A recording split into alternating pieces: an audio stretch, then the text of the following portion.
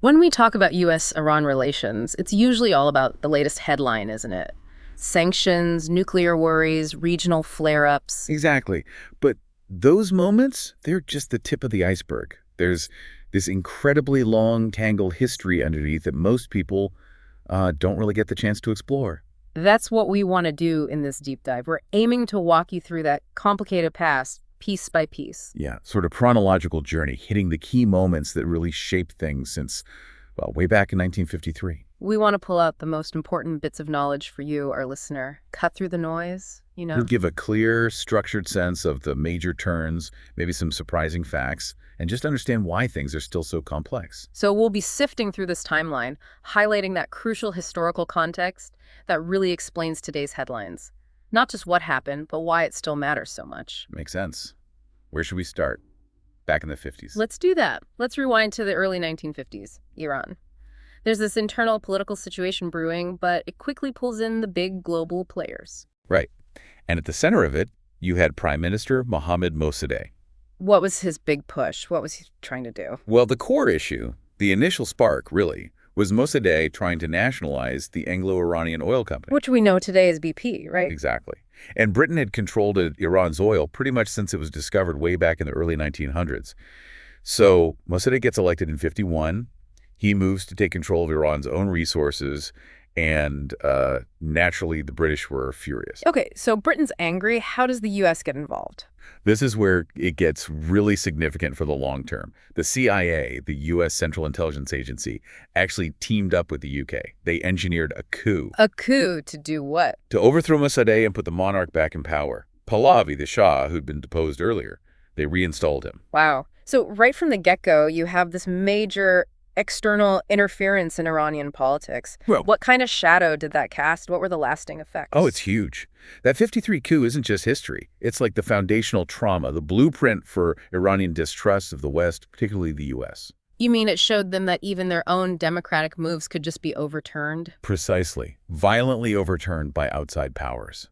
It planted this deep-seated suspicion, this sort of never-again feeling that you can argue still influences things today. Every negotiation, every interaction. So even when relations seemed okay later on, that memory was always there. Absolutely. It established this precedent of interference that just became embedded in the national psyche. They wouldn't forget it. Okay, so that's a really contentious start. You'd think it would just be downhill from there.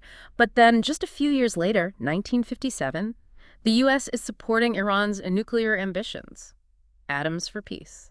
Yeah, it's kind of jarring, isn't it? Especially looking back now. It seems like a complete U-turn. How did that happen? It's one of those fascinating wrinkles in history. The Shah, back in power, he had ambitions for a nuclear-powered Iran. And surprisingly, he got support from the U.S. and other Western countries. So they actually signed an agreement. They did. A nuclear agreement for civilian use under President Eisenhower's Atoms for Peace program. And it wasn't just talk about a decade later.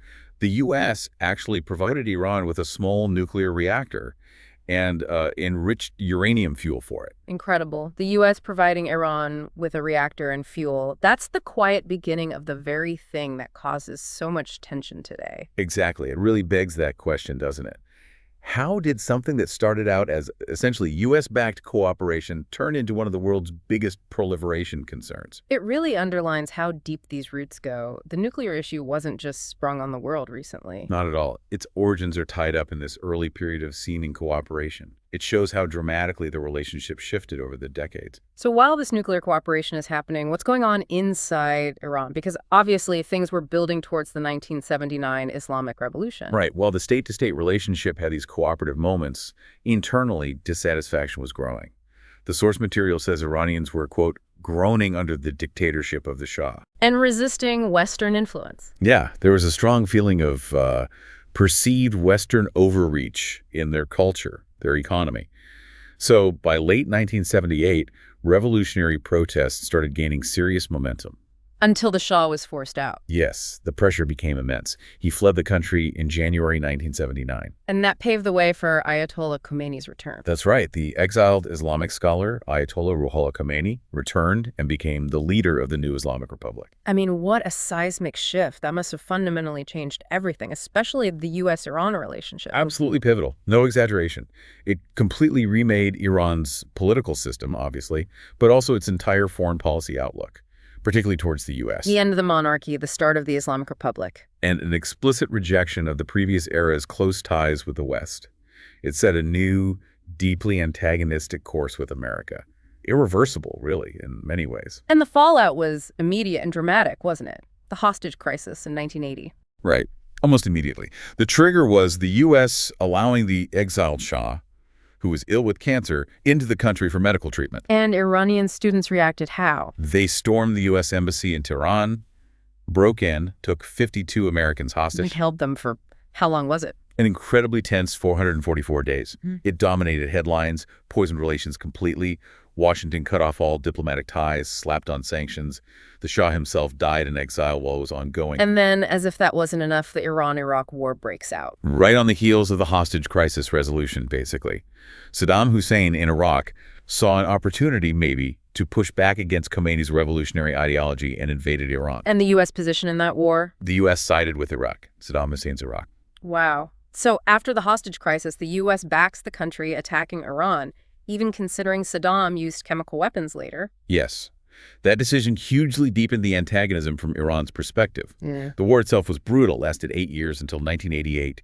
Huge loss of life on both sides. And yes, Iraq did use chemical weapons against Iranians during that conflict. So for Iran, it wasn't just the hostage crisis. It was the U.S. backing an aggressor who used chemical weapons against them. Exactly.